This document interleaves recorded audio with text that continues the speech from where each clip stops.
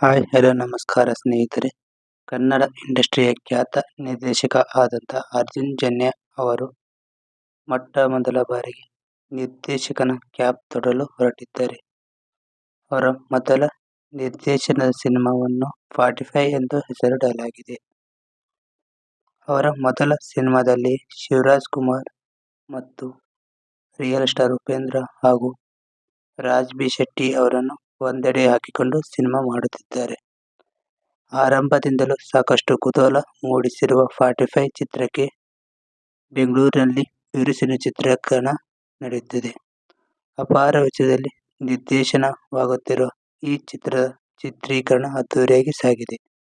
ಇದೇ ಥರ ಎಲ್ಲ ಅಪ್ಡೇಟ್ಗಳಿಗಾಗಿ ನಮ್ಮ ಚಾನಲನ್ನು ಸಬ್ಸ್ಕ್ರೈಬ್ ಮಾಡ್ಕೊಳ್ಳಿ ಆ್ಯಂಡ್ ಬೆಲ್ ಐಕನ್ ಒತ್ತಿ.